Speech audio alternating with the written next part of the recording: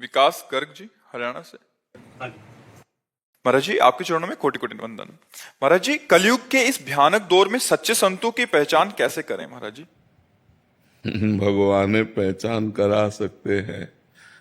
बाहरी लक्षणों से तो नौटंकी नाटक में भी 2-4 घंटे के लिए साधु का स्वांग किया जाता है, तो सच्चा ही स्वांग करने का जो भाव प्रकट करते हैं तो सच्चा ही तक दिखाई देता है।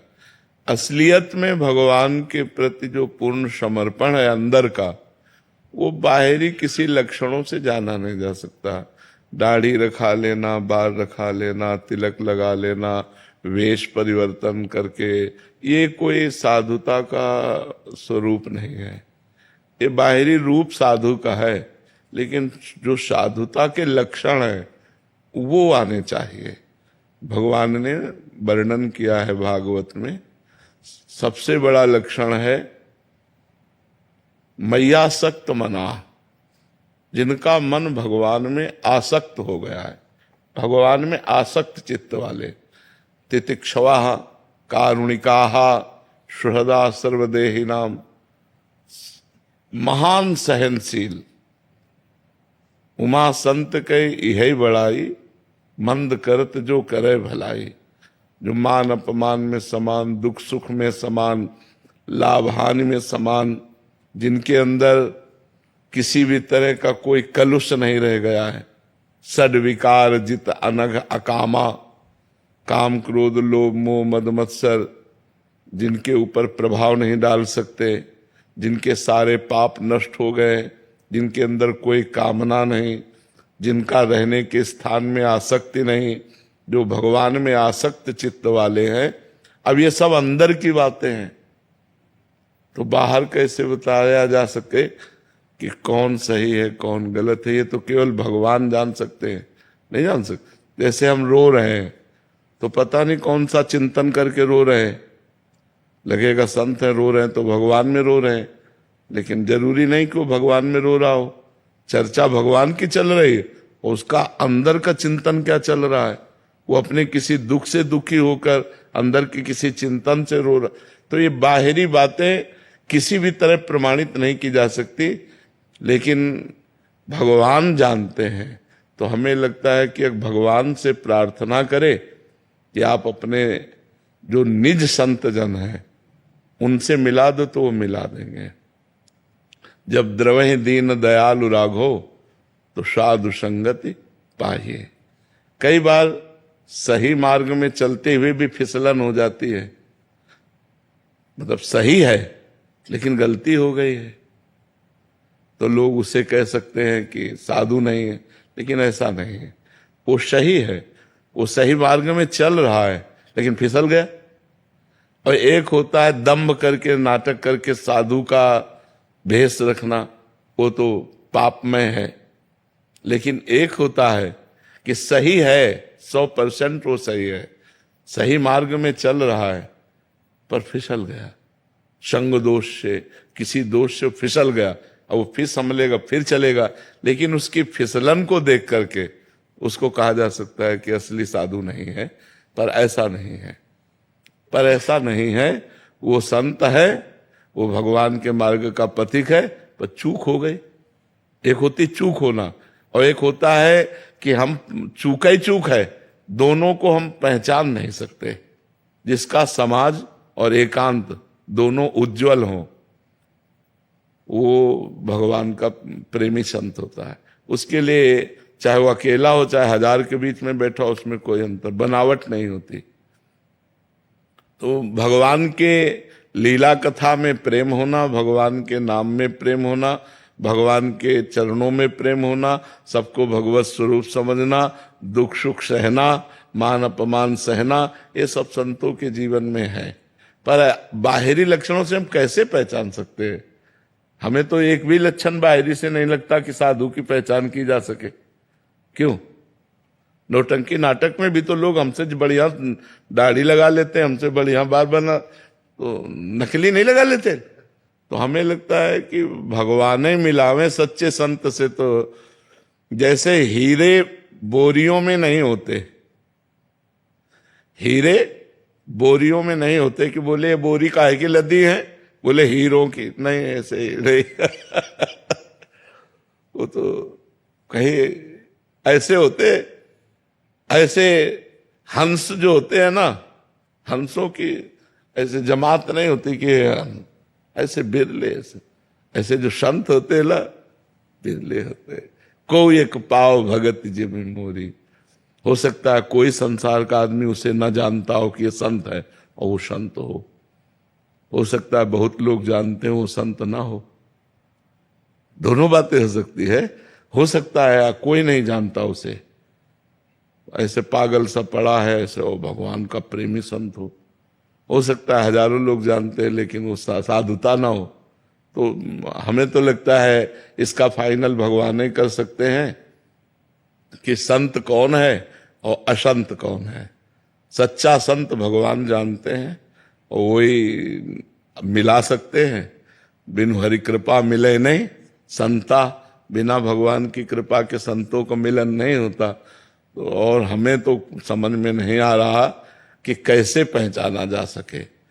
हृदय कंचन कामिनी कीर्ति में लगा हुआ है तो भगवान का, तो इसीलिए हमें लगता है कि सच्चे संत की लिखा है देवर्षि नारद जी ने, महत्संगस्तु दुर्लभो, महान पुरुषों का संतों का संग दुर्लभ है।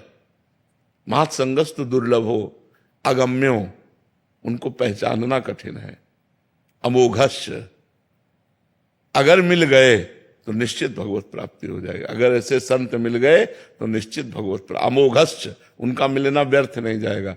अब देखो महान संत हैं जड़ भरत जी, और रहुगण बड़ा विद्वान है और कपिल भगवान से सत्संग करने जा रहा है।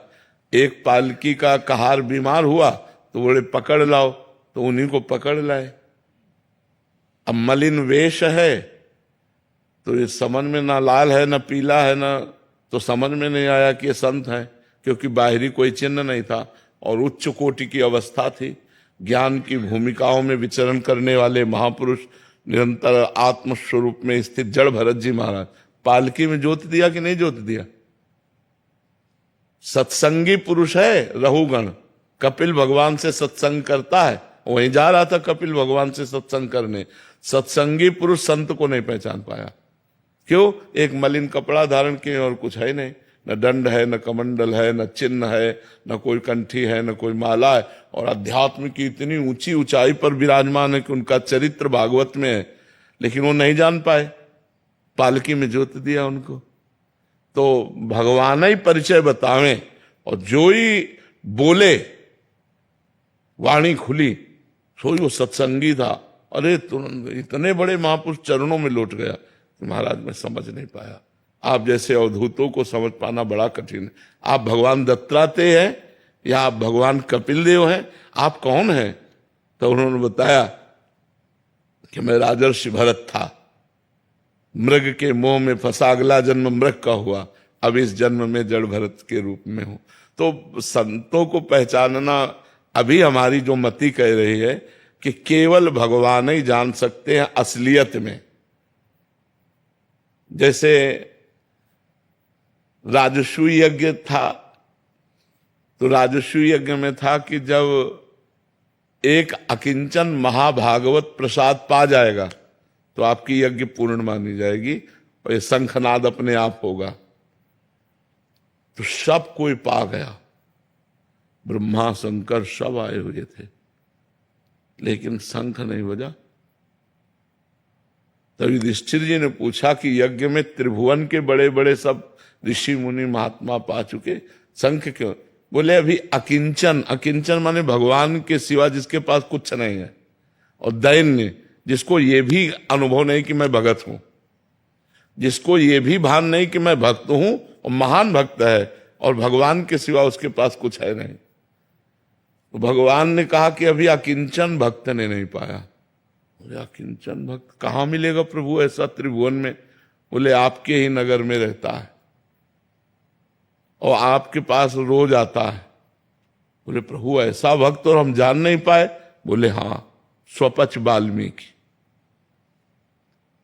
रोज दलिया लेकर जूठे दोना पत्तल उठा जाओ उनके घर और निमंत्रण दे और वो प्रसाद पावे तो शंख बजे। तो जब उनके घर गए तो रो रो कर भगवान के चिंतन में बैठे हुए थे ऐसे। जब भीम और अर्जुन ने देखा कि अरे ये डलिया लेकर के जाते हैं बाहर, जूठा दोना पत्तल उठाते हैं, तब वो स्वरूप और एकांत में भगवान की छवि, और भगवान से गए, साष्टांग दंडवत किया अर्जुन और भीम। अरे वो बोले मालिक हम आपकी जूठन खाने वाले, आप हमें प्रणाम कर रहे हो, मालिक आप। तो बोले भगवान ने निमंत्रण के लिए भेजा है। तो गुस्सा हो गए भगवान पे कि आप जो है, हम छुप कर आपका भजन कर रहे थे तो आप प्रकाशित, ये राजा लोग प्रणाम करेंगे, संसार में हमारा यश हो, फिर भजन हम कर पाएंगे भगवान से, पर आप जो करना चाहते हैं उसे रोक कौन सकता है। तो बोले महाराज निमंत्रण है आपका। बोले हम तो रोज जूठन पाते हैं आपकी, जो दोना पत्तलों में फेंकी जाती है वो रोज पाते हैं। बोले नहीं, निमंत्रण भगवान ने कहा है। उनको सुंदर पालकी सजा करके उनको ले जाया गया। रात भर द्रौपदी जी ने विविध पकवान बनाए। अब जब उनको बैठाल के पवाया गया तो वो खीर, हलवा, पूड़ी, रबड़ी सब एक ही में, दाल, कढ़ी सब एक ही मिला लिए। तो द्रौपदी जी को थोड़ा सा लगा कि रात भर अलग अलग व्यंजन बनाती रही, आखिरकार हैं तो अगर कोई राजा महाराजा होते तो अलग अलग स्वाद लेते हैं। शंख नहीं बजा उनके पा लेने पर भी। तो युधिष्ठिर जी ने कहा भगवान आप तो कहते थे कि इस अकिंचन संत के, तो आपके कथनानुसार इनको लाए पवाया, शंख। बोले कोई अपराध बन गया, पूछो किसी से कोई दोष दर्शन हुआ। तो द्रौपदी जी ने कहा हमको दोष दर्शन हुआ कि आखिरकार हैं तो अगर कोई राजे महाराजे घर के होते तो पूरी रात भर व्यंजन बनाया, उसका स्वाद लेते, तब एक ही में मिला लिया। तो भगवान ने पूछा एक में क्यों मिला लिया।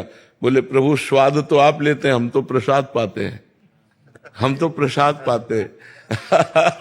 जो ही द्रौपदी जी ने प्रणाम किया सो शंख बज गया। अब बताओ इतना बड़ा महान संत कौन जान रहा था, हाथ में झाड़ू है और डलिया है जिसमें जूठे दोना पत्तल। तो संत केवल वेश से ही नहीं है, स्थिति से है। वेश और स्थिति दोनों, तो क्या कहना है।